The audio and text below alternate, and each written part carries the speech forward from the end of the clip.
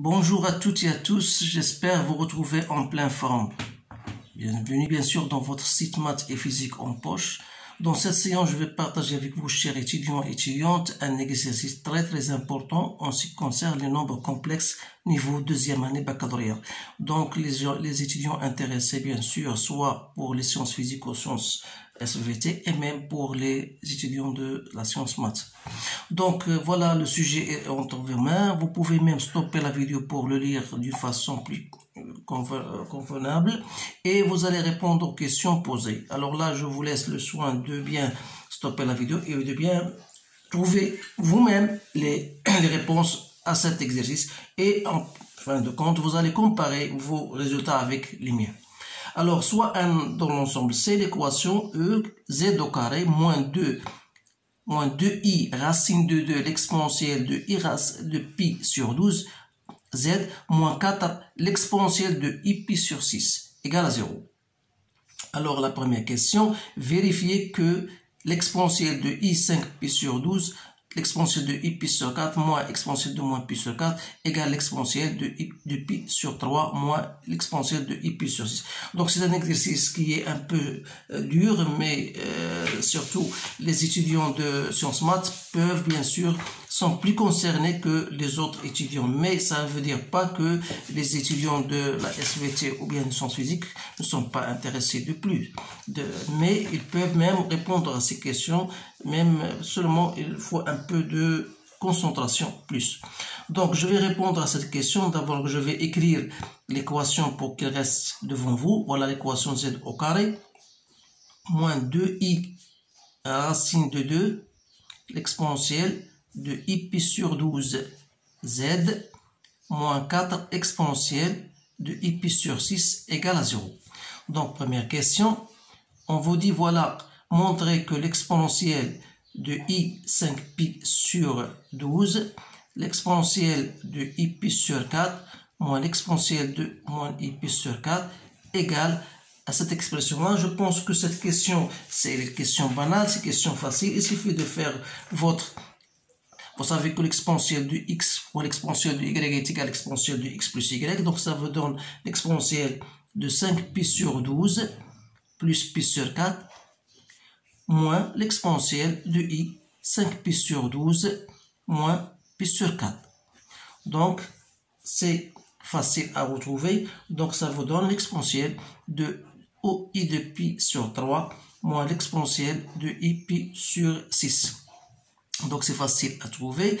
Maintenant on vous demande, voilà, et montrer que l'exponentielle de i de pi sur 3 moins l'exponentielle de i pi sur 6 égale i racine de 2 l'exponentielle de i 5 pi sur 12. Ça, c'est une question un peu difficile. Alors, pour répondre à cette question, je vais vous faire un rappel, tout simplement, pour savoir que l'exponentielle de ix, par exemple, moins l'exponentielle de y, je peux le faire comme étant x plus y, je mets la somme de ces deux divisé par 2, voilà, et je mets en facteur de l'exponentielle de x moins y sur 2, i moins exponentielle de y moins x sur 2i. Voilà, vous pouvez s'assurer de cette relation-là. Alors, si je l'applique pour notre cas, voilà, l'exponentielle de i de pi sur 3 moins l'exponentielle de i pi sur 6, je peux le mettre comme étant l'exponentielle de 2pi sur 3 plus pi sur 6, voilà, et je divise par 2. Alors là, je dois mettre exponentielle de 2pi sur 3 moins pi sur 6 i moins exponentielle de pi sur 6 moins 2pi sur 3 i, voilà, et je divise ici par 2, ici je divise par 2. Donc ça vous donne l'exponentielle de 5 pi sur 12 i, l'exponentielle de i pi sur 4 moins l'exponentielle de moins i pi sur 4. Voilà. D'autre part, vous avez, je vais vous faire un rappel, c'est que l'exponentielle de i d'état moins l'exponentielle de moins i d'état, vous le connaissez et vous devez le savoir, c'est 2i sinus de d'état. Alors là, pourquoi? Tout simplement, vous savez bien sûr que l'exponentielle de i d'état, c'est cos de d'état plus i sinus de d'état. Et l'exponentielle de moins i d'état, c'est cos de d'état moins i sinus de d'état. Alors, si vous faites la soustraction de ces deux, alors vous allez obtenir 2i sinus de d'état. Alors, donc, exponentielle de i d'état moins l'exponentielle est égale à 2i sinus de d'état. Alors, notre expression, l'exponentielle de i de pi sur 3 moins l'exponentielle de i pi sur 6, qui est égale à l'exponentielle de 5pi sur 12, i fois. Donc, exponentielle de i pi sur 4 moins exponentielle de 2 fois i sinus de pi sur 4. Vous savez que l'exponentielle de pi, sinus de pi sur 4, c'est racine de 2 sur 2. Donc, si je simplifie, ça reste racine de 2 i, l'exponentielle de 5pi sur 12 i. Voilà, on a bien abouti à notre résultat voulu. Maintenant, je passe à la question B. Alors, je vais prendre une autre page pour laisser l'autre. Donc, voilà. Ici, B, vérifier que Z1 égale 2 fois l'exponentielle de i pi sur 3. Alors, est une solution de l'équation. Alors là, il suffit de remplacer dans votre équation. Donc, ça veut donner Z au carré, ça me donne 4 exponentielle de i pi sur 3. Parce que l'exponentielle de x au carré, c'est l'exponentielle de 2x.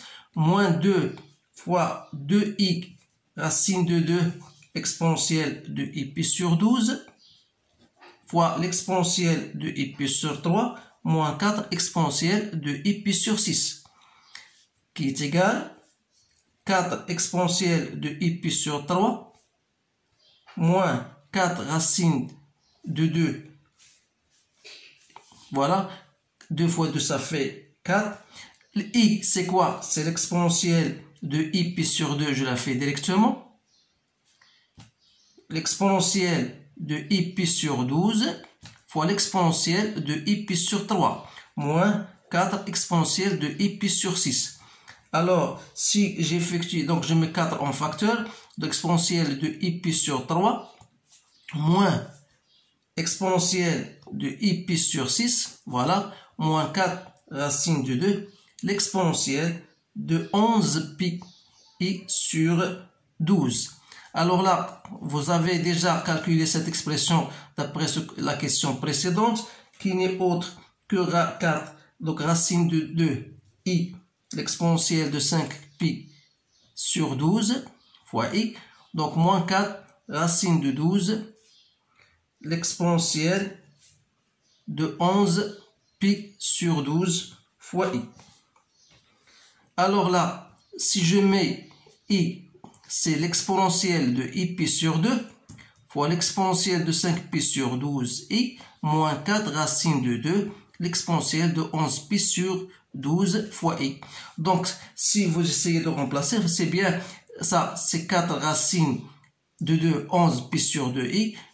Donc, c'est 4 racines de 2, l'exponentielle de 11 pi sur 12 i moins 4 racine de 2, l'exponentielle de 11 pi sur 12. Donc, c'est bien égal à 0. Donc, c'est une solution. Alors, une fois j'ai trouvé cette solution, là, on vous demande de trouver l'autre solution Z2. Alors là, pour répondre à cette question, vous savez déjà que le produit de deux solutions, dans le cas d'une autre équation de second degré, est égal à C sur A. C'est-à-dire, lorsque vous aurez une équation de AX carré plus BX plus C égale à 0, vous savez que Z1, la solution S1 fois Z2, c'est toujours C sur A. Pour notre cas, si je l'applique, alors C, c'est quoi? C'est moins 4, donc l'exponentielle de I pi sur 6, d'après notre équation là-dessus.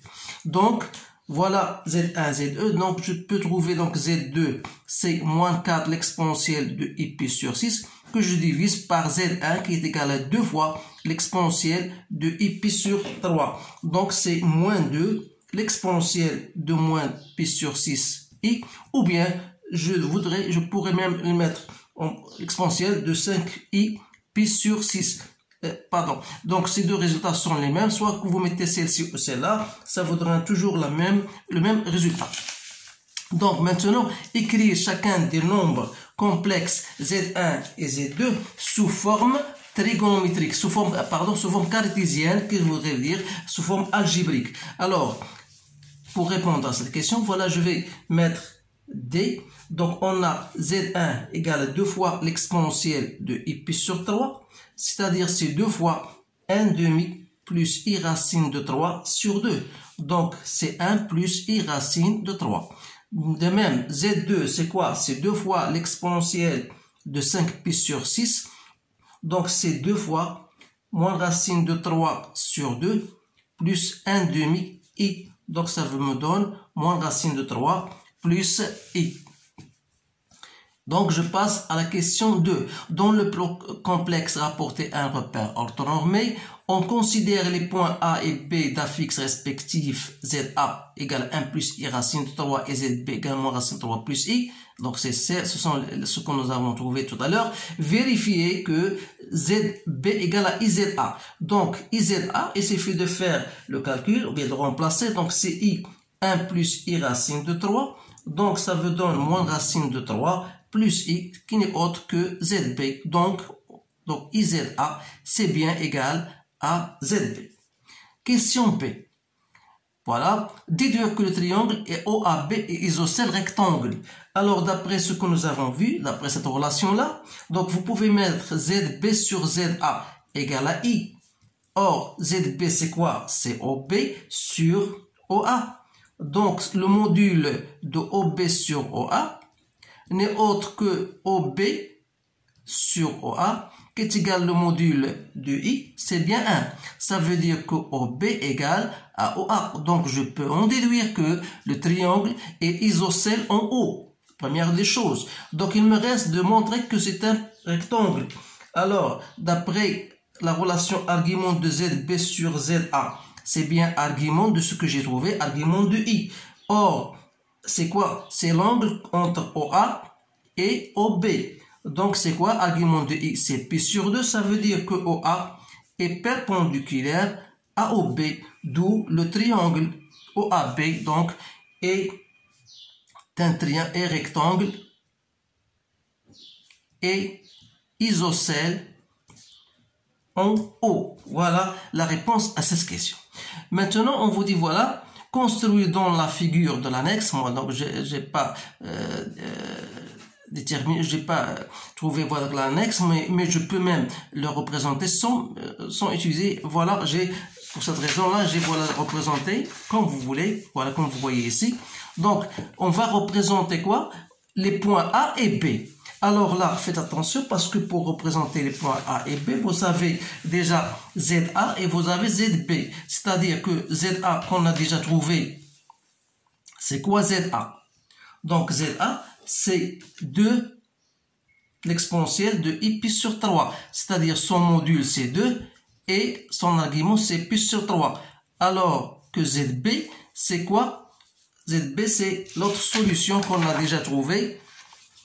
Donc voilà, ZB, donc c'est Z2. Donc c'est quoi? C'est 2 modules, donc c'est 2 fois, elle a un module 2 et l'argument c'est 5 pi sur 6. Donc je dois le mettre ici pour que vous voyez les choses plus claires. Donc 5 pi sur 6.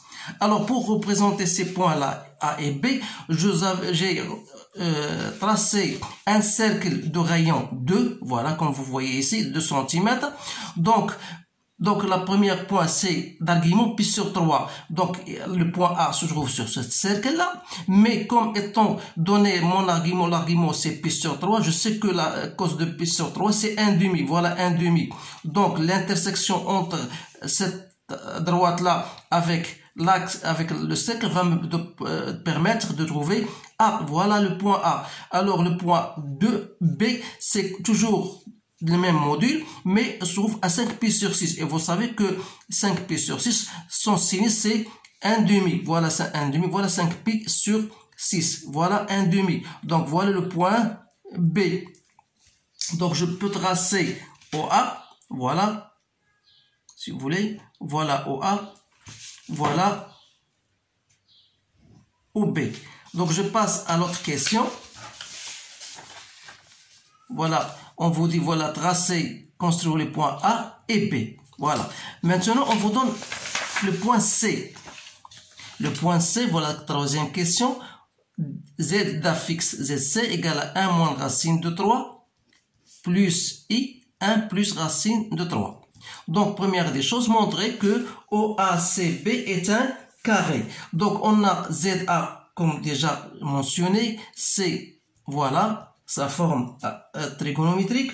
Et vous avez Z2 ou bien ZB égale à 2, 5pi sur 6. Donc, qu'est-ce que vous remarquez? Vous remarquez que OA, son module, son affixe qui est égal à OACZA, c'est 1 plus I racine de 3. Et vous avez BC égale à ZC moins ZB. Pourquoi j'ai fait cela? J'ai considéré comme, voilà, OACB. Alors, pour montrer que c'est un carré, il suffit de montrer que OA égale à BC. Donc, pour cela, j'ai déterminé BC. Alors, si je détermine BC, c'est 1 moins racine de 3 plus I racine de 3 plus racine de 3 moins I. Ça me donne 1 plus I racine de 3. Donc, vous remarquez bien que le module de OA égale le module de BC. Alors, ça veut dire quoi? Ça veut dire que c'est un parallélogramme. En plus de ça, vous avez OA est perpendiculaire à OB. Donc, c'est bien un carré. Donc, ça, c'est pour montrer qu'on a bien un carré. Donc, maintenant, on vous dit placer le point C. Alors, puisque OACB est un carré, donc je viens tout simplement à partir de cette figure-là. Donc, je dois tracer, bien sûr, une droite perpendiculaire, voilà, à OA, et une droite perpendiculaire à B, voilà. Et cette rencontre-là, ça me donne le point C, puisque ça, c'est un carré. Voilà le point C. Maintenant, est-ce qu'il reste encore une question? Voilà, la dernière question, c'est, on vous dit, voilà, c'est déterminer la forme exponentielle de ZC. Alors, on a ZC, c'est quoi? C'est OC. Donc, d'après notre figure, vous remarquez que OC n'est autre que OA plus AC. Donc, OC, c'est OA plus AC. Comme AC égale à OB, je peux même écrire COA plus AC qui est égal à OB. Alors, ça veut dire ZA plus ZB. Comme on a déjà montré que ZB égale à IZA, donc c'est bien ZA en facteur de 1 plus I.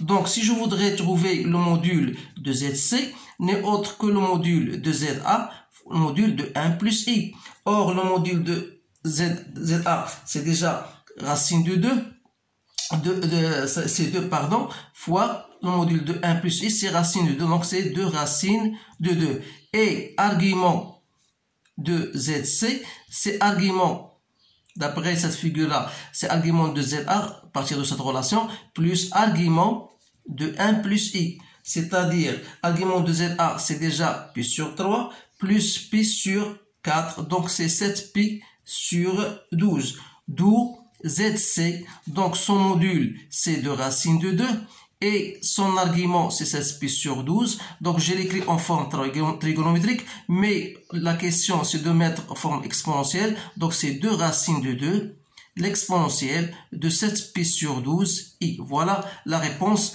à cette question.